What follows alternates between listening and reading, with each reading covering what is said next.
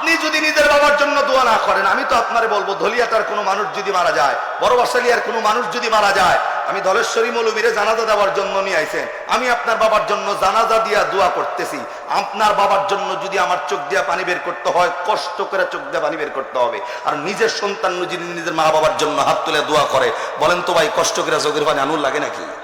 আল্লাহ তো কোরআনে বলছেন রব্বির হামহুমা কামা রাব্বায়ানি সগীরা। প্রত্যেকটা সন্তান তার মা বাবার জন্য দোয়া করবে, এটা না আল্লাহর দরবারে সরাসরি কবুল হয়ে যায়। আমি মৌলবীর দোয়া আপনার বাবার জন্য কবুল হবে, এটা তো অনেক পেছানো ব্যাপার আছে।